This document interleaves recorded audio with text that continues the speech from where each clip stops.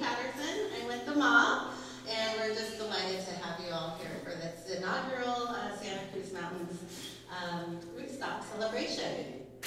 So I will pass the mic on to our Executive Director, Rob Wolf, and then we'll get started. Thank you.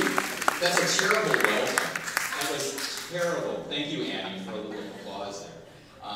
This is really live. I don't know if you can turn the mic down a little bit. But welcome. I'm Rob Wolf. I'm the director. I have the pleasure of being the director of the Museum of Art and History. And on behalf of our board, our staff, all of our volunteers here today, welcome to Rootstock Santa Cruz, our first ever. Let's give it up! Come on!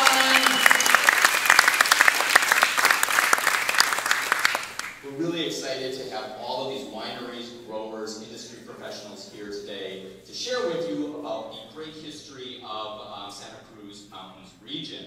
Special thank, I'm going to do the special thanks to a lot of participants. You'll learn more about the wineries from our esteemed panel up here. John will introduce them in a second. But I do want to give a special call out to a number of folks for supporting us. Edible Monterey Bay, Santa Cruz Public Library, San Lorenzo Valley Museum, Bookshop Santa Cruz, and of course Santa Cruz Mountains Wine Grower Association. Give it up for them.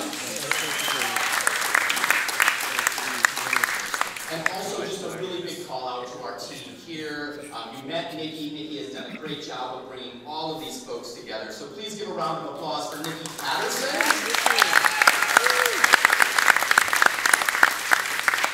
Nikki's team, Rob and Jenna, they're serving as our bouncers today here. So if anybody gets out of control, like our board chair, Franny Cooper, where are you, Franny?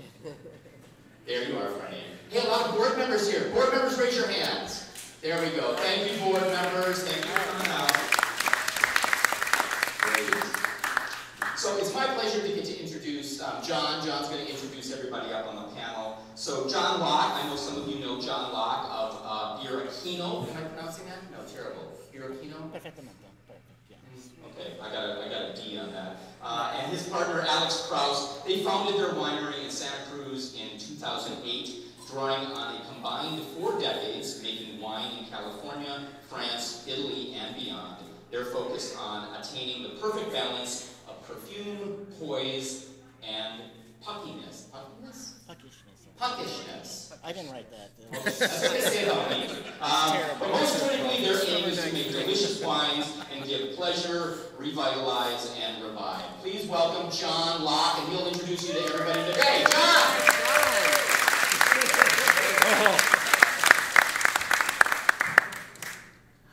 Good afternoon. Thank you for the introduction. I am probably the luckiest person here. I get to ask questions and I'm hopefully answerable to no one. I won't be answering them. There are a lot of veterans in the industry here. Very youthful gray hairs in the business. Been doing this work here for a long time. Representative of a large portion of the appellation, fond of a great deal of wisdom and good humor. I found out over the last couple of days speaking to them, and I hope they will provide a great deal of interesting stories and background, and kind of address sort of the crystal question is why this place, if this place is interesting where we work. I'm going to ask actually each of the panelists to introduce themselves, give a little bit brief. I'm looking at you. Brief introduction of their enterprise and the wines which they brought, which you'll be tasting. We're probably not going to be talking about the wines too much themselves, this tasting, maybe afterwards, but more about the work here in the appellation. And I will just actually pass the microphone down to Kyle Theriot and have him start. Wonderful. Thank you. My name is Kyle Theriot. I'm the Director of Vineyard Operations at Ridge Vineyards up in Cupertino. I've been with the company for 11 years, born and raised in Aptos here. Grew up on a family apple farm, which I still help out with in my spare time when there is such a thing. But excited to be here and excited to talk about the appellation and the history of wine here. I don't know if I can go as far back as talking history as John, but I'll do my best. Thank you. John, some people say you never give a hot mic to an Italian-American, so John Bargetto, part of fourth generation Bargettos in the Santa Cruz Mountains. My family has been involved in winemaking in this region since 1889. Our winery in SoCal, next year we'll celebrate 90 years, so somehow we've made it this far. I'm the wine grower in the family. I'm happy to get out of my vineyard clothes for a couple hours today and come and see all your smiling faces. We have our estate vineyard in Corralitos, Regan Vineyards, and my friend Prudy Foxx has been a huge help, especially in the last 10, 12 years. We specialize in Pinot Noir. We're going to have one. Thank you. Hi, my name is Prudy Foxx. I'm a viticulturist in the Santa Cruz Mountains. I have a company, Foxx Viticulture. I always like to say what brings us together in Santa Cruz is our faults.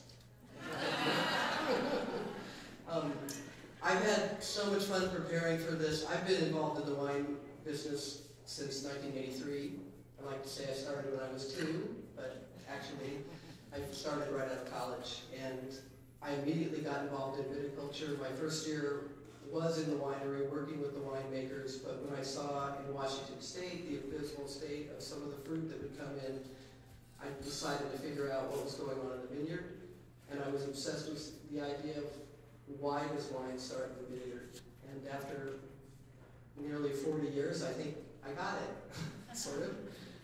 I also had the great privilege to invite some other wonderful women in particular that have been part of this history. Val Aldrin, right here. Val was one of the very beginning of what I call the modern pioneers of the Santa Cruz Mountains. She and her husband Dexter had Aldrin Winery going all the way back to 76, I think, and starting with the great wine dinner of 74, which kicked this whole thing off. And I hope that Val will let you, because she's a vessel of knowledge. And Pat, this is Pam Storrs, who I also invited, who has been with the Santa Cruz Mountains since 1983 in Storrs Winery, and they're going to be pouring upstairs and have some special treats for people if you want to go up and see what they have going on. But these women are so important to why we are all here today. So thanks so much for coming, and hope they can be part of the conversation.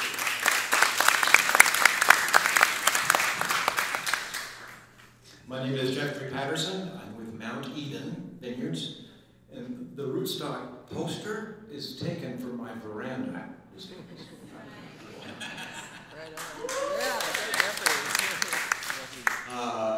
Mount Eden just celebrated its 50th year in business. Prior to being Mount Eden, it was Martin Ray back in the 1940s. I'll talk more about the history of the place, but we make Chardonnay, we make Pinot Noir, we make Cabernet Sauvignon. The Chardonnay on the table is our estate Chardonnay from the Mount Eden estate vines. And it's the longest lineage, I believe, of any Chardonnay in California. Little Mount Eden. Good night, Jeff. Hi, I'm Jeff Emery. I'm the owner, bottle washer, truck driver, etc. of Santa Cruz Mountain Vineyard. Santa Cruz Mountain Vineyard was founded in 1975 by a man by the name of Ken Burnap, who thought this would be the best place to grow Pinot Noir in the United States. In '79, I was sent to Ball one day through a friend of a friend, and I never left. So I just finished my 44th season with the brand. Worked with Ken for 25 years, and really what was an old-fashioned apprenticeship. And then when he retired, I was psychologically ineligible for a real job, so I took it over. Pretty much all I've ever done. The wine I brought is a 2012 Vine Hill Reserve, Pinot Noir. We're known for our Pinots living for decades. Those first Pinots in the 70s are still drinking beautifully out of the cellar. And Vine Hill is called that because it's been in wine grape since 1863. So I wanted to bring that in honor of the history discussion today. Thank you. Good afternoon. I'm Barry Jackson. Along with my wife Jennifer, we operate Equinox Méthode Champenoise. Call it champagne, it annoys my French friends. First generation winemaker, our first vintage was 1989. We picked our grapes 5 days before the earthquake. You can imagine what happened after that. Anyway, what I brought today was a vintage 2019 Blanc de Noir. It's a Pinot Noir based wine that is very much like the first wine that Paul Masson gained notoriety for. And that's my tie into the history. And before I go too long and have John look meanly at me, I'm going to give the microphone back.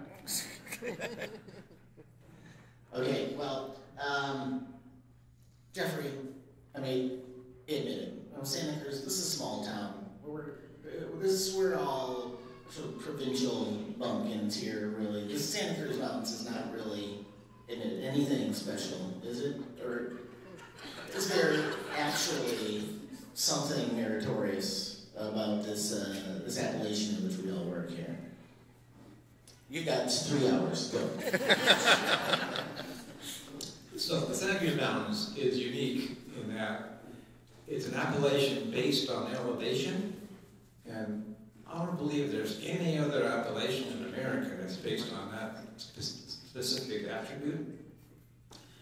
The soils are primary soils. They're very poor in fertility.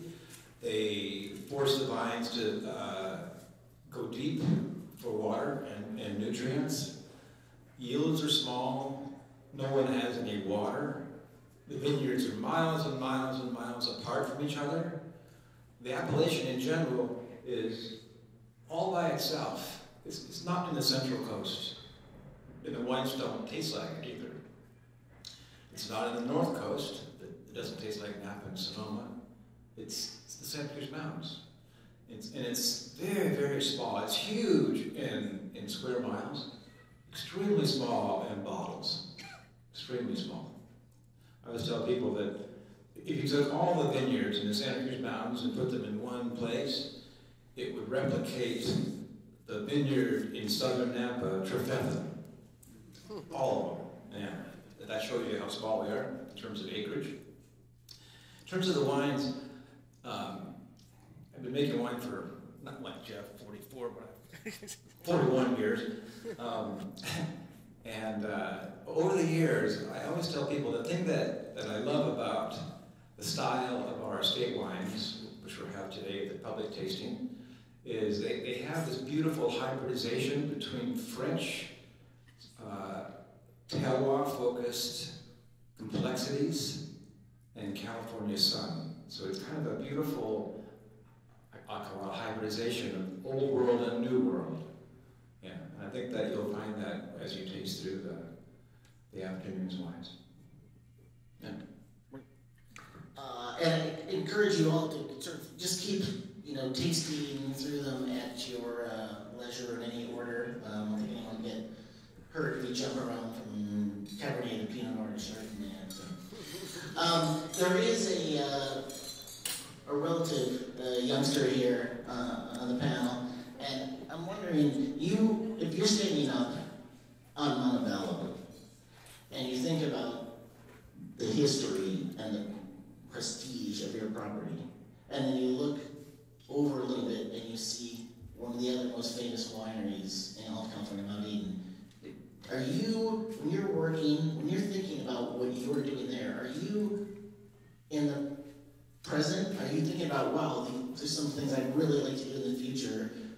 Or are you thinking, shit, I have 50 years of this legacy that I have to kind of serve, and how is this not crippling to me at the moment? Or is it just like, wow, this is the greatest job in the world? Of course it's the greatest job in the world. No, I commonly do look over to Mount Eden and wonder how they're faring when I'm not having a very good day. No, it is, luckily, the fantastic David Gates, my boss, drew me in slowly into all things Montebello, and there hasn't been a year we haven't done vineyard development in my 11-year tenure, so been pretty busy with that. But you know, I say I got my degree at Cal Poly, but I got my master's from the University of David Gates in Ridge Vineyards, so it really has been a second education for me, and so that has helped me along quite a bit through the journey of learning the vines of Montebello and the various ranches and the diversity of microclimate that we have from 1,400 feet to 2,700 feet of elevation change. So it's definitely a mixed bag. I'd say I enjoy my days mostly, but there is definitely a sense of awe in a day-to-day basis, and knowing that we have a great team behind me. We have, my foreman's been with us for 40 years, I believe. So I've learned as much from him as, you know, I've taught him. You know, I barely teach him anything. So in that sense, we have a wonderful team that keeps this thing called Ridge Vineyards along as we go. And if you're tasting, you're going back through the cellar. I'm just going to real quick follow. And you get a chance to taste a 91 Montebello or something like that. And do you feel that this is my sort of North Star? I'm aiming for some great vintage in the past, or I have my own. I know I serve Ridge, but I have my own vision. Like I'm in charge in a way. I have my own vision of what's going to go on here. We have a unified vision. And that is that we don't make a consistent product year to year. We have a consistent vision of what Montebello is supposed to be, but it's not going to be a cookie cutter every single year.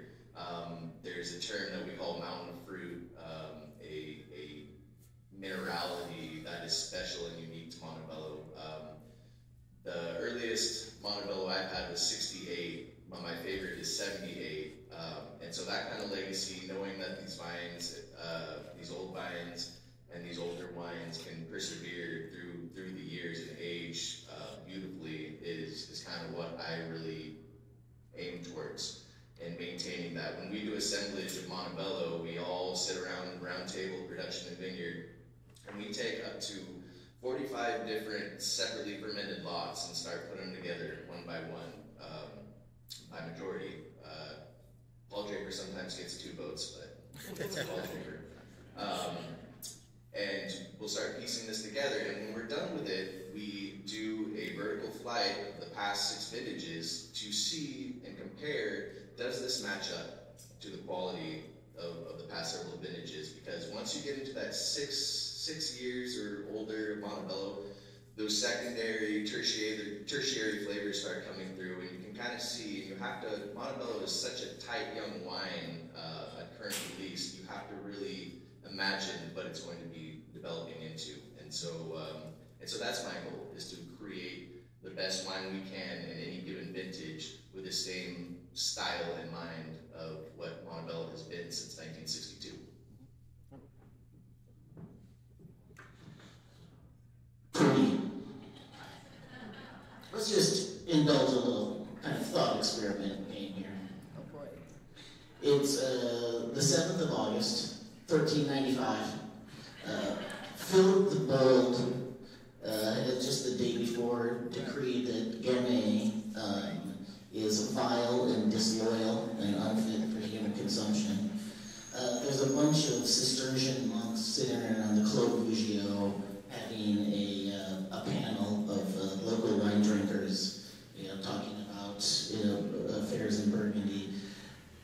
They're probably telling stories about Benedictines playing drinking games, but they're probably also talking about the ongoing issue of the day, the differences between Chambertin and Richebourg and its vineyards. Is that, can we do the same thing here? Is the Santa Cruz Mountains interesting enough, distinctive enough, that we can look at the little places where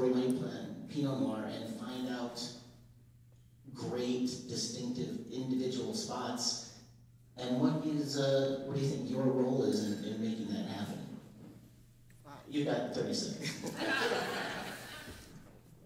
Well, I heard Gamay and my brain stopped. So. Gamay is completely different. I have to say I agreed with Philip, sorry.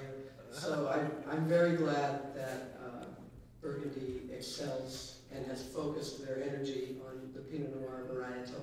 Pinot Noir is one of the most versatile wine grapes, I believe, that exists because of its incredible ability to mutate. There are thousands of what they call clones of Pinot Noir.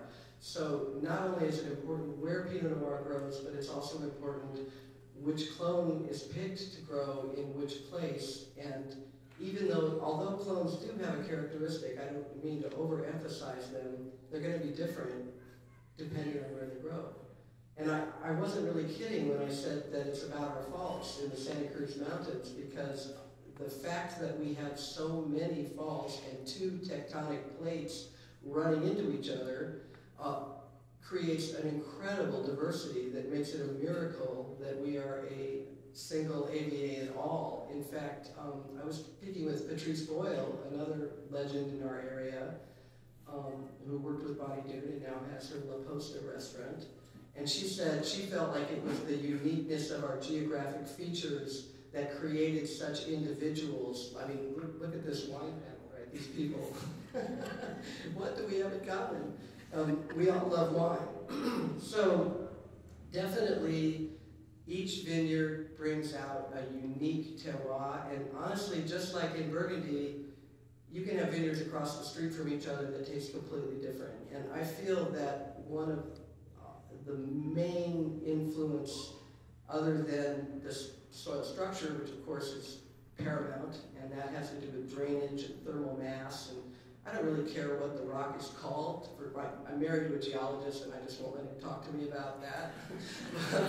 But I think that the structure is really important. How well does that soil drain? What's its water holding capacity? What's its organic matter? What's its ability to support life? Because really it's the microbial life of the soil that contributes to how those flavors are actually absorbed. And I think that's like a 30-second answer, but yes, we have our own unique flavors. I support them by supporting the soil life, number one, and then supporting the grape. Just as follow-up, are the people who are growing and making Pinot Noir, in your opinion, are we in a positive trajectory as far as how they're growing the grapes, where they're growing them, and asking the right questions to make distinctive individual wines in those spots with the people with whom you're working, and others? That's a great question, John. I actually think Santa Cruz Mountains is doing better than ever with our Pinot Noir production and our individual vineyards. We have so many dedicated people who love what they do and want to make Pinot Noir is this holy grail of pursuit. And we've only gotten better at it, especially with the advent of recognizing how important the microbial life of the soil is, getting rid of herbicides. Well over half the vineyards in our area no longer use herbicides, and that completely changes up the game of what we can do with the flavor profile of our fruit. So yes, I would say our biggest challenge in the Santa Cruz Mountains is getting people to respect and understand the unique and important flavor profiles we're able to produce is what I call the Merlotization of Pinot Noir, and that is the overproduced Pinot Noir in our southern neighbors, and where they have 1,000 acres that are purely machine harvested, that are just watered and fertilized and kind of carelessly grown, and that's your $10 bottle. I won't name names. I'm just going to go into what it's like to work here a little bit. The history of Santa Cruz includes some names that probably a lot of you haven't heard of. There's Antoine Delmont, Emmett Rixford, and there's the Jarvises. There's a lot of names that have kind of gone through history. There's a lot of people who have started out with success and kind of failed. And I want to question to Barry, who's been in this business a long time, who has started out with a vision of something that he wanted to do, and is still here producing something incredible. But you've had a few like tiny little hurdles here and there, haven't you, through the years? Yes. I'm often queried by guests, well, how did you decide to make sparkling wine? And the true answer is a lack of good sense. And an aspect of winemaking, wine growing in the Santa Cruz Mountains is its intrinsic impracticalities. You're trying to grow something on a hillside. Flat is easier. And as far as intrinsic impracticalities, yes, sparkling wine fits all of those, checks off all of those boxes. And yes, our first vintage was the earthquake vintage.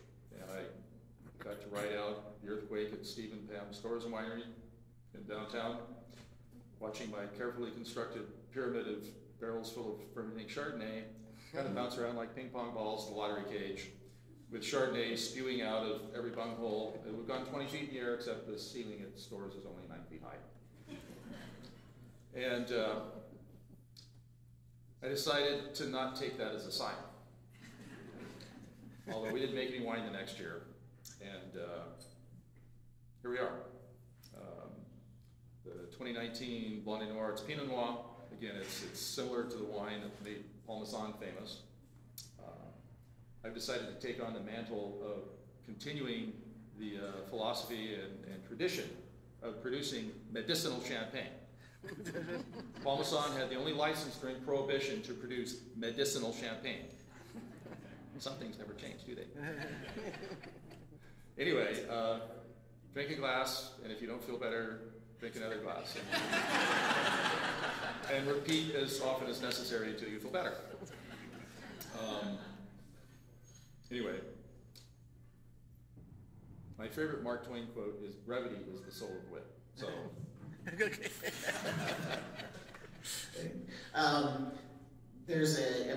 When I ask, your experience, it's your sort of lifetime. There is a winemaker / historian here at table 2, and I'm wondering, John Bargetto, can just talk about a few of the struggles and successes, and then struggles again, and then successes of your experience here, John, son of Lawrence, son of John, son of Giuseppe, etc., etc. So Barry, I'll have to start by quoting Abraham Lincoln, who said he tried to write a short speech, but he was lazy, so he ended up writing a long speech. It's hard to give short answers, especially for some of us. Especially when you start talking about struggles, all right, through the generations. So I don't know where we begin on that one. I'll give you the, hook signal. Okay, well, we start 1889. My great-grandfather's brother, like so many of us, we are immigrant families, right? They come here with nothing. They don't speak English. They have no money. Things are terrible in Piemonte, Italy. There's grandina. There's hail, heavy hail, wiping off the crop, during the summertime. That's life in Piemonte in the summertime. Then Prohibition comes. So the family did have a winery in San Francisco. My great-grandfather, my great-uncle and my grandfather helped out a bit. The great-uncle was involved as well.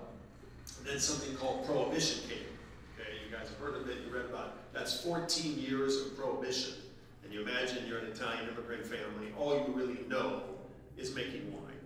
And there's history in the town where my people, were that we were winemakers for 300 years. So you're glad to be in America, and now you have something called Prohibition. So now they shut down the San Francisco winery, by the way, called South Montebello Vineyard and Wine Company. An interesting tie. Your place was founded by an Italian doctor. I don't know if you knew that. Who named it on? Dead on. Very good San Francisco doctor, I think. So he gave it money. So anyway, I can't get off too much here. But anyway, so then they're in SoCal, they survive Prohibition the best way they can. They have dinners, they have a ranch up the road, they serve a little bit of wine to judges and chief of police and all this. Prohibition repeal comes, happy days, December 5th, 1933, right? And the two brothers start the winery. And then the older brother, who was Filippo, who was really the winemaker in the family, he passes away. So that's 1936. So then my grandfather is there. And I think we, as Americans, have to understand that there really was no wine industry in 1933. And what was here was, in the country, very, very unsophisticated. And it wasn't until 1967 that table wines surpassed the consumption of dessert wines in the country. So just think about this. 30s, 40s, 50s, plenty of the 60s, Americans were basically drinking ports and sherries and sweet wines. And whiskey and beer and everything else, yeah. So, you know, you might say our industry, you know, kind of showed up in 1967. You know, so many other struggles. My uncle went off to war, you know, World War II. Really, the only reason Bargetto Winery is alive today is because of my father. 1963, my grandfather passes away. Ralph goes into real estate, and the tanks are empty. There's no money anywhere. The debt is this high, and everyone related to my father says, Larry, you got 5 kids, sell the place, move on, you're gonna lose your house. And he just, you know, turned to the family and says, give me 6 months to try. Remember, this is 1963, not a lot going on. The wine craze, the wine boom doesn't happen until the 70s. So he persevered, and then, you know, the 70s came. Is that enough? Is that enough perseverance for you, just for 3 minutes? I may live to regret this, but I have a follow-up. Oh, you will regret it. But is it possible you're still around because every generation maybe had some struggles to make it through and thickened their skin a little bit? Well, you have to have thick skin to be in this business. It's through perseverance that we're still going. Certainly involved innovation through the years going back. It's going in the 30s with bridal designated wines. 1933, bridal designated Zinfandel, imagine. Innovations along the way. Family unity, of course, is a key part. I think about that the family is stuck together. And as I was thinking this week, not only are families sticking together, but employees who have worked for us through those 90 years, I think, attracted to the strength of the family. And, you know, we can never compensate people what they're really worth, but I think there's been a certain attraction to that, and that's why we've had people who worked for us for 20, 30, 40, and even one woman 50 years. Amazing. Okay. Okay, well, Oh, should I say something about the wine? if you want, Just for a second, because I think I skipped that first. So we're serving the 2020 Regan Estate Pinot Noir. And from my vantage point, our reserve Pinot Noir is probably our fanciest wine at the winery. We have all 4 clones. Prudy was talking about clones. And we have all 4 clones blended in this wine. So for me, it really represents what we're doing in Corralitos at Regan and represents our best effort as winemakers. Thank you. Jeff. Top 5 vintages for Malvasia Bianca in the last 50 years. Go. No. Sorry, that was kind of inside baseball. I'm amazed how many stories there are in California of somebody trying to find the best place in California for Pinot Noir and being certain they found it in a particular spot. And your mentor was, I think, was one of them, but why did he choose that place? And if you still think this is one of the places for it, what makes it special to you? So Ken Burnout was a restaurateur in Southern California. He also was a contractor, but he opened a restaurant called The Hobbit, which is still open and still being run by his partner's family. And because he had a restaurant and he was a Burgundy lover, he loved Burgundy. He hated California Pinot. And this was the 60s, late 60s, and he wanted to know why. It's the same variety. Why is it so terrible from California, and why is these Burgundies just, you know, in his mind, the pinnacle of winemaking? And on buying trips, because in those days, they'd take a Cadillac Coupe de Ville, drive it up to Napa Valley, load up the trunk, because you could, with about 30 cases, and bring it back to the restaurant, and in the way talk to everybody that they got wine from. And he decided that in those days, Pinot Noir is pretty much still only grown in Napa Valley, a lot of it in the floor of Napa Valley. We all know in the industry now that you don't grow Pinot Noir on the floor of Napa Valley, it's too hot. Pinot does not like long, hot nights, especially. And so Ken, as a hobby, no intention of having a winery, started looking at criteria he thought would make the best Pinot Noir, in his opinion, and talking to people in Burgundy. And he settled on the fact that his two on the short list were Russian River and Santa Cruz Mountains. He became really good friends with Joseph Swan up in Russian River area, and they had a lot of ideas in common. So he engaged a real estate guy, he looked at property, no intention of actually buying any real estate and making Pinot Noir. And he found the site that he ended up buying. It was owned by David Bruce, his buddy, who shared very similar opinions on Pinot Noir. They had bonded over that. But David was in a situation where he had to raise some money and needed to sell the place. He had just taken 80-year-old Zinfandel on the property, torn it off, and planted Pinot Noir in 69-70. And Ken sat at the top of the vineyard with a nice bottle of champagne to say, okay, I found the place that would make, in my opinion, the best Pinot. I'm going to go back to my life in Southern California. And he drank the whole bottle by himself, and while doing that, realized that we all tell ourselves things like this, that if we get to X, then we'll do Y, and no one ever does that. And he was in his mid-40s at the time, and he decided, to hell with it, I'm going to do this. And he sold his contracting company. He was forced to sell his restaurant. In those days, the tied house rules allowed you could not have a wine growers permit and have a restaurant. He did 104 flights a year on Air California, 3 days a week in Santa Cruz, 4 days a week in Orange County for 2 years, tied up his life there and started Santa Cruz Mountain Vineyard.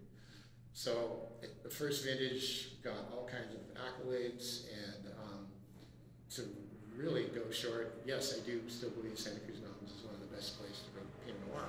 And it has everything to do with marine influence, cool nights, warm enough days to get full flavors and ripeness, but those nice cold nights that keeps the natural acidity. I've never had the acidulate of Santa Cruz Mountains appellation Pinot Noir. They come in balanced. Thank you. When I came out here to California, I worked for another winery called Bonnie Doon Vineyard. Oh, that little place, yeah. Yes, we are everywhere, the association. And I had a mentor, Ram, and I know Jeff, you know, he had a mentor, many of us have. I know it's a very incestuous wine industry around here. Barry, you worked with a lot of people. You worked for a lot of people. A lot of people have worked for you and with you. Does this seem like a community here that has more of a sense of kind of mentorship and kind of cooperation and community? Because there was a lot of people that have been through your doors and gone off to do a lot of things, and you've helped a lot of people in the winemaking. I believe that there's a sense of community, there's a sense of creating opportunities. When you create opportunities for others, you create opportunities for yourself. And one of my favorite stories is how Jeff went to work to bottle wine one afternoon and never left. And there are at least 2 wineries that have sprung from people that work for Jeff. And the ability to work together, and you know, we all go through the same pain. I always ask Jeff, what is the most appropriate time to fortify port? Well, it's always at 4 in the morning. So we carry on this tradition of supporting each other, but also because you recognize the people that have the drive to deal with the impracticalities. Call it drive, call it being stubborn, a little both. But it's nice to see a self-perpetuating community. Let's steal this quickly for a comment. So I tried very hard to talk those people out of starting wineries. Me too. Me too. They wouldn't listen to me. So, Dennis Avodanata was my assistant for 10 years and has done great work. And then Cole Thomas of Manson, who's here pouring today, was another one. And tried to talk them out of it, but they didn't listen. I was talking to Kyle about him standing up on Mount Bell, looking over to Mount Eden. When you're Jeffrey standing at Mount Eden, looking up towards Ridge, you think about those two wines. Is it when if you're thinking about that subconsciously in a way, is it important to you that you're working in a place? This is kind of a leading question. Where should the wines be more similar? Or should they be more distinct from one another? Or where does that sort of continuum if you're working in a great terroir? Yeah. The interesting thing about Ridge and Mount Eden, we're neighbors, but it takes 45 minutes to drive door to door. It kind of says a lot about Santa Cruz Mountains. Ridge Montebello was grown at a higher elevation, and it shows that. And it's a little more towards the ocean, a little more westerly, so it's colder. Mount Eden is, if you compare the estate Cabernet from Mount Eden to Montebello, the Mount Eden is always a little bit bigger because it's grown in a little bit warmer spot. Not too much, but it's still the Santa Cruz Mountains.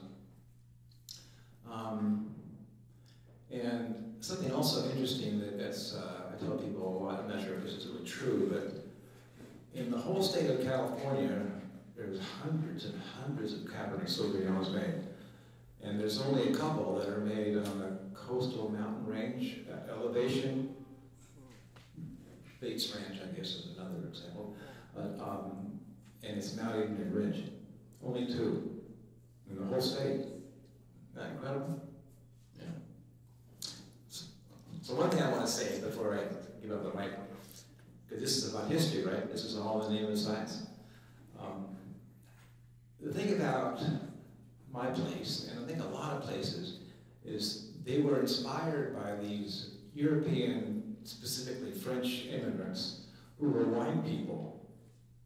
In my reading by Charles Sullivan, who wrote this beautiful book about the Santa Cruz Mountains called in the Garden. Like modern Edens. Like modern Edens. He talked about there were 3 people in the 1800s in California that were in the wine business. There were true wine people, people that lived and breathed wine. And they often came from winemaking families. There were farmers who might have grown prunes and apricots and decided to get into the grape business instead.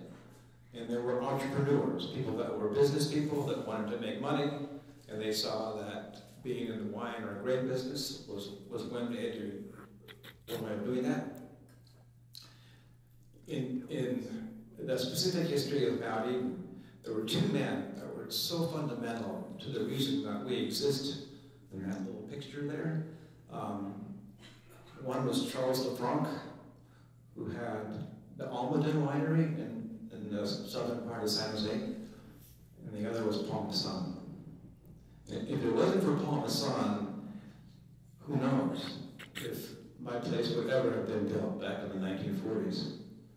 In the 1940s, the valley was all one big farm. You didn't have to come up way up on this 2-mile dirt road, find water, find power, plant vineyards.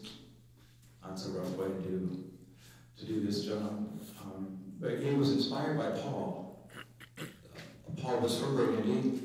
He came to California in the 1880s and also in the 1890s, married the daughter of Charles Lefranc, started his own winery, Paul Masson, which is now called the Mountain Winery, which is just next door to us. But it's interesting that those two Frenchmen were wine people. They were business people, for sure, but they were people that all they wanted to do their whole life was to make wine. They were farmers, yes, but they were wine people, number one. And that's really important. And that's kind of what the Santa Cruz Mountains is about. It's about these European immigrants that came and planted these original vineyards. A long time, long before Napa and Sonoma were wall-to-wall vineyards, the Santa Cruz Mountains was the place for really top quality table wine. Yeah. It's been so collegial so far, almost to a fault. We knew this. I'm sorry. Steph and Steph. John, you got a long. Why do you look at me to start things out? I'm the easygoing one of the family. I just mentioned the word gamay, and you got the twitches. You have this long history, multi-generational. All of a sudden, you decided, you know what? Screw it. I'm going to plant some Italian varieties here. I mean, give me the cases for like finding the best possible place to do one thing in an appellation and have a legacy of perfection, and being in California and being able to do whatever the hell you want and pursue some, crazy ass idea that actually made it turn out pretty great. I'm going to give these two characters, debate that a little bit here. That's an easier question than that one. So we started Regan 30 years ago, and I wish I had David Gates as my boss when I started. David Gates was my TA at UC Davis. I studied enology. I took a couple of classes in the mid. I didn't know a damn thing about growing grapes. I really didn't. But I do believe that in life, if you have some courage and some nuts, you can jump in and learn things. You read books, you talk to people. So we got started with Regan 30 years ago. The two no-brainer varietals were going to be Chardonnay and Pinot Noir. And I knew I wanted to plant the Mount Eden clone. So we are beneficiaries, exactly what Jeffrey is talking about, Paul Masson, the fellow who brought the Mount Eden clone, Chardonnay and Pinot Noir to our region, so we're a beneficiary of that. So we knew we were going to do Chardonnay and Pinot, but I thought, wouldn't it be fun on this 50-acre piece to do something different to honor our Italian tradition? And so I said, all right, well, let's do something in a white wine, and Pinot Grigio. This is 30 years ago. It wasn't the crazy popular varietal that it is now, second most popular white in the nation. Just kind of dumb luck. So we did Pinot Grigio. And then I said, well, why don't we do something with some Northern Italian red varieties? And that's kind of to the heart of his question, I know. And so I said, I've never grown Dolcetto. I've never seen a cluster of Dolcetto in my life. But it comes from our hometown, a little town called Castelnuovo del Bosco in Piemonte, in the Asti area. So let's do Dolcetto, famous in Italy, Dolcetto di Alba and di Asti. And I said, we have to do Nebbiolo, the great red variety of Piemonte. It's known to be a beast. It's thought to not travel well. I knew it would be high in acidity and high in tannin, okay? And then I said, okay, blending, we winemakers have a thought that there's something magical about three, having some options. Plus, you don't know what's going to do well, right? So I ordered Charbono. I might have told you Charbono because I thought it was Italian, had an Italian name, had the vines ordered, and found out it's not an Italian variety like the Italians in California. Charbonneau or something, some French variety. I said, well, we got to delete that one.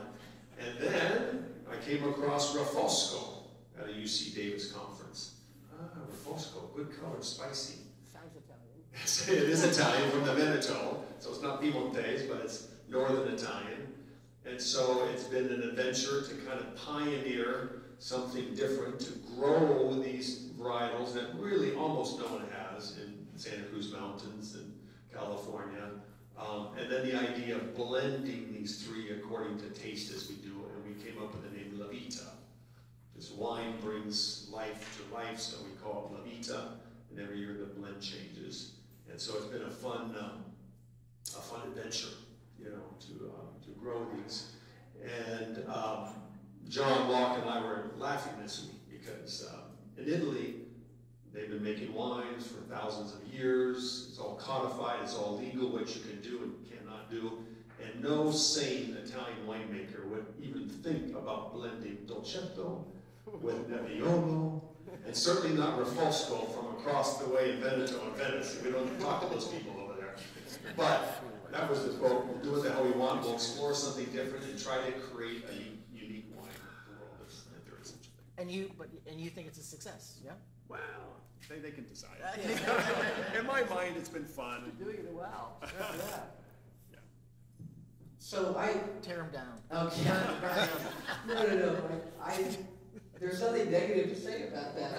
I've been around that Dolcetto, and I've seen the Dolcetto suffer in his climate. Tell them all the problems. Right. Yeah, but I've also seen it do really well. So definitely, what's so exciting about being able to try different varietals, and the reason I'm so happy you asked about that is that I actually brought a 07 Malbec just for fun that I tried at the Christie Vineyard, because I have the good fortune that many of my clients actually let me experiment and put in test blocks and see what the heck, how far I can push things. So it's funny because I didn't want to serve it because I actually don't think it's that great, but I also think it's a great example of what it means to push the edges of Christie Vineyards is in Corralitos, and street stores, and Pam have been huge supporters of helping me try to work with these ridiculous varietals that I put in inappropriate places, and helping me try to produce wines out of them. And I mean, the key with any varietal, what I found so fascinating, the key to any varietal is, can you get it ripe? Can you get it ripe, and will it not rot?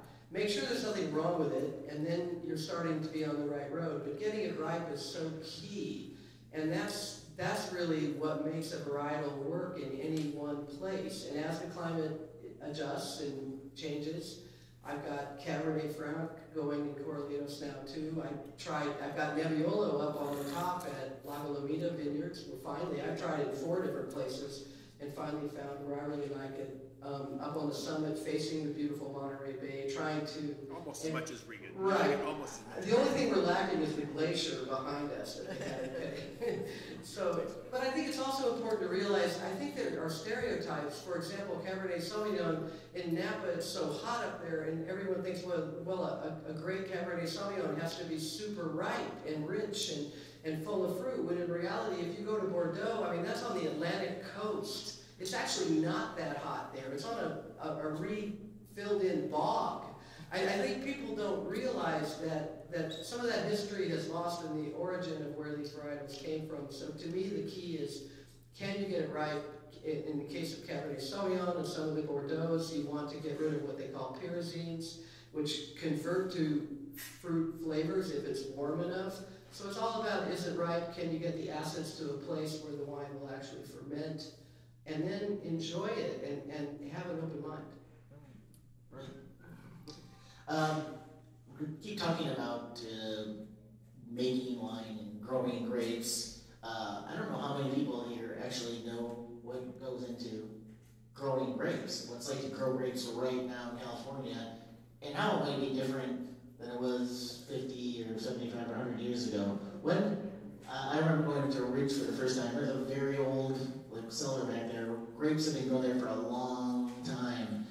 I don't know if you know the details of what grape growing was like in 1910. Sure. But tell us the degree you know, and tell us what your actual job is. I mean, what do you actually do day to day?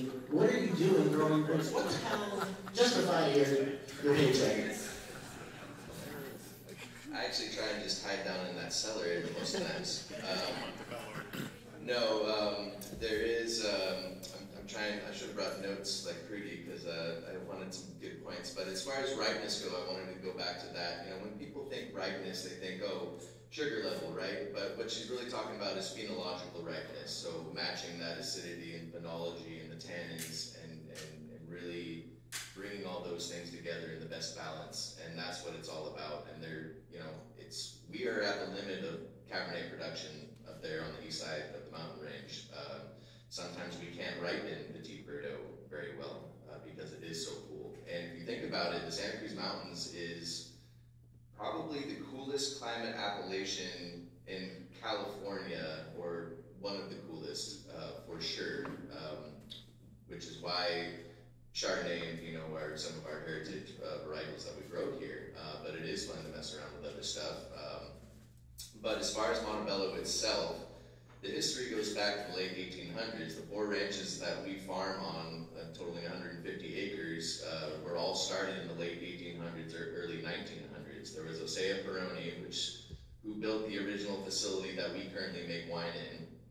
He was an Italian doctor from San Francisco. He shipped his wine up to San Francisco and called it the Montebello Wine Company. The next was John Torrey, who was a cattle rancher, bought 100 acres, which is where our current tasting room is, and it got sold to a theologian named William Short, who worked it for about 10 years and then sold the property to the original founders, Hugh Cray and David Benyon. Oh man, I'm forgetting the third. Hugh Cray and David Benyon. Does anyone want to help me out? His partner. Yeah, his partner. So there's 3 partners. You owe me one. And so they bought that property in 1958, rebonded in 1962, and it was only by chance they were going to sell the grapes originally, and David Benyon decided to make a half barrel out of it and realized that it was very high quality, and that's how Ridge Vineyards got started. The other 2 ranches that we farm is the Rooston Ranch, which is a fun story. Charlie Rooston bought the property in the late 1800s. His son Charlie took it over in the late 40s, and he made wine. And at that point, going back to the difficulty of growing grapes and whatnot, he had a dirt floor winery, and federal authorities came in and said, "Hey, you have to pour concrete on your winery. It's unsanitary." Charlie Rooston proceeded to take an axe to all of his wine barrels, pour out all of his wine on the ground, and chase this guy off with a shotgun off his property and decided to replant to prunes. Because through the years, the regulations, have got more and more intense, and he wasn't having any of that apparently. And then the lowest ranch that we farm on, which ranges from 1,400 to 2,000 feet in elevation, it's now called the Jimsonere Ranch, but it was originally called the Klein Ranch by a man named Pierre Klein, who was an Alsatian, and he started planting vines in the late 1800s, and he actually he wanted to make a claret-style wine, and he actually entered it into the Paris Exposition, and got him like an honorable mention, but then he went to the Bordeaux Exposition, the Paris Exposition, and he actually had 2 gold medals for his claret, and then also another Bordeaux style wine, which they called the Lafite of America. So there is such a history of winemaking in the Santa Cruz Mountains, and it really was Prohibition that knocked the train off the rails in this industry locally. If Prohibition hadn't happened, which pretty much shut down every operation along Montebello Road, which we now call our estate Montebello, there probably would have been a much more robust industry today. And now it's exciting to see this industry kind of take hold again and really dig into making fine quality wines that we can be proud of, that are local, and we can enjoy and share in community. Well, again, fantastic. But as we say in legal business, Charlie Rosen, my original Hugh Crane, David Bacon, and Charlie Rosen. but really, tell us, relatively briefly, when you're explain to people what it is to grow grapes up there. Not the difficulties, but the cycles of it. What you're thinking about in February and April and June and harvest coming and. So at Montebello, and I mean it depends. It's everybody has a different way they farm their vineyards, and so for us, based on our production and our size, we have 150 acres to farm, which is a large parcel for the Santa Cruz Mountains, and it's very difficult because the terrain is very steep. Day-to-day operations through the year, we start our pruning in January, the first Monday in January, because that's when the crew gets back. So we're at the mercy of them showing back up. And then we work through, and as we're pruning, we're trying to make sure that we finish our pruning in an expedient amount of time before buds start pushing. We can get, we cane prune everything, so it's a little bit more laborious because we have to tie those canes on the wires as we move along. And so it's all about timing and how you move through the vineyard, from the pruning to the tying, to the spray programs. So it's all very, very organized, and you got to put those pieces together in the right way. Your intervals for various things like fertilizer or spraying or anything like that to make sure that mildew doesn't take hold, organic or not. Making sure post-harvest that you get enough compost out there, or gypsum if you need it, which my gypsum spreader just tilted yesterday and broke, so I won't be doing any more of that anytime soon. So taking petiole samples at bloom time to see what your nutrient content is real time through the growing season to see if you need to get some more nutrients out there. Irrigation. Somebody was talking about how we don't have any water here. It's a very true thing. Using your water wisely is a massive, massive part of growing vineyards and quality vineyards. So we do what we can. If you are lucky enough to have a wastewater system to use that for irrigation, that's great. A lot of people don't. Hard water is a thing. There's just a myriad of factors that we could just be going through all day long. But yeah, so my day-to-day life at Montebello is getting there, meeting with the crew, making sure our operations for the day are running smoothly, and planning for the weeks and months ahead. And you have to be looking weeks and months ahead in your planning to be successful in this business. All right, we've got about 10 minutes. 10 minutes? We got 10 minutes? Well, I have one more question for Jeff. Jeff, Emery, and then maybe if we have time, if there's any questions in the audience. But Jeff, did the Santa Cruz Mountains AVA, did that just come about through somebody sitting around a table thinking that it was a good idea, or was there actually some miles covered in somebody determining where the outline of the appellation might lie? So actually it was mostly done around tables drinking really good wines and really good food. But the Santa Cruz Mountain Vineyards was formed as a group of the folks in the mid-late 70s who had wineries here, that we got together mainly to pool buy things. We were the way out in the boonies winemakers, and getting stuff from Napa Valley cost a fortune. And so the idea was, let's all get together, pool our resources, and do bigger buys of things. And so we started having, like every other month, potlucks to just talk about how we made wine in the area, how to do things better. And we ate and drank a lot. And through the course of that, it was always coming back around to, well, we have this unique place, the Santa Cruz Mountains, and we should have an established name for the region. Napa Valley was already established, although I will point out that Napa Valley is Napa County. The boundaries are arbitrary, political, and don't mean anything in terms of growing grapes. And so a number of the core people we've been talking about, among them David Binion, Ken Burnap, the Algrens, thought, it should be an AVA, but it should mean something. Previous to the Santa Cruz Mountains AVA, all AVAs, as was pointed out, they didn't have these boundaries that were based on how you were growing the grapes and climate. And that's sort of been covered already.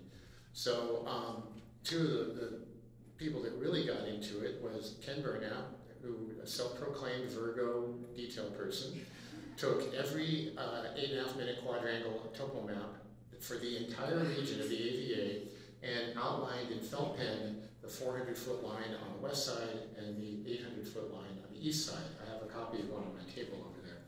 And then he and David Benyon proceeded to go explore as much of that as they could. If there was a road that crossed that line, they would go out there. And David Benyon was this wonderful person who always had an old leather satchel with no less than 2 bottles of red wine and a crust of cheese in it at all times. And I think they probably used it as an excuse to get away from their lives, but they went around, they physically explored the entire AVA as part of the process of pitching it. And so they went to the US government, the BATF at the time, the people who approved that, and the ATF had in their code that an AVA had to meet certain criteria, but they weren't following that. And basically, Ken and the Algrens and the Benyons and all the people involved at the time went to the government and said, we're going to do this and it's going to mean something. And so they petitioned the government to create the AVA. It was approved in 1981, and it's based on quality and geography and climate, not an arbitrary political boundary. Is that cover where you're going? Perfect. To the second. Are there any questions in the audience? Yes, gentleman here on my room. So, question for John Bargetto. Oh, really? I think it's safe to say that, especially relative to Monterey County, Santa Cruz County is not friendly to wineries. If you had 3 things that you could ask of the Santa Cruz County Planning Department, Retire. There's Here, one. here. How about that? Can we end with one? That starts things. No, in order to make our county more friendly to wineries, what could we ask of our county? Oh, he's trying to stir things up. Yeah, he's trying to stir things up with 4 minutes left. Yeah. Your question is timely. I may have to give a little longer response at the table back here because it gets into some complication. I believe in regulations. I believe in standards, building and everything else. I was trying to build a new winery for most of the last decade in Corralitos. Between the costs, soaring costs, and regulations that just blew my mind, we had to right-size this project. Even trying to get a small building permitted right now in the Vineyard is turning out to be nearly impossible because of a geologist. I won't give a name. We have to have regulations, but we have to find ways. I would encourage these people in the county to see themselves as civil servants trying to help us meet the regulations and be successful, not defeat us, not be proud of their power, not be overzealous, wanting to prevent progress. They are beginning to rewrite the sort of laws to allow wine tastings for vineyards to include wine tasting, actually in the vineyard, even if you don't have a winery there. And we have a year ago been a beneficiary of that little bit of flexibility, and they're rewriting their codes as we speak, and I've given them some feedback and some direction. There is one person who listens very well down there. It's a good question. It's a complicated question, a complicated answer. I'm happy to continue with it over there. I'm not sure what else I can say. Probably that's good. Is that enough? Yeah, let's take one more question. If your family's been here for 100 years, Yes. and we're going to be here in 100 years with your grandkids, Yes, I hope. the county has to change. Yes, I hope so. And it's a good thing we built Bargetto Winery 90 years ago because it's in a floodplain, totally stable place. Just go visit. It's in a 100-year floodplain, which is really not. They would not allow us to build Bargetto Winery today where it is in a very stable, safe area. So I do my best. Yes, great. I have 2 questions, so you can pick which one you want to answer. So first off, Kyle, your background in growing apples, how does that translate to growing grapes? And my second question is, has anyone been able to correlate flavor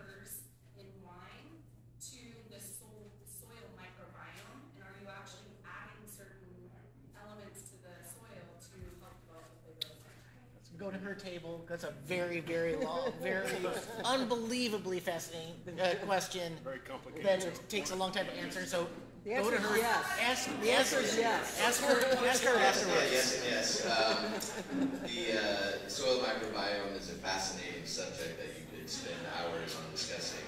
But yeah, soil does play a factor in flavor of wine. We have limestone subsoils at Montebello, which is pretty unique in California, fractured limestone, and it creates minerality that is very special and unique to us. As far as apples, I didn't want to grow up and grow apples only, and because the apple market, I don't know if you guys have been around very long. The apple market has dropped out pretty severely over the past 30 years. There are still great apples. There's a reason Martinelli's is based in Watsonville, and the Newtown Pippin is still the king. But yeah, I wanted to diversify a little bit, and you know, decided to jump in on the first class of wine and viticulture at Cal Poly, and I didn't look back. Anyone else? No? Well, if you do think of any questions, I believe most of the panelists will be around the tables. You can ask them. Thank you so much for attending. Who knows? Maybe see you next year. I hope so. Thank you.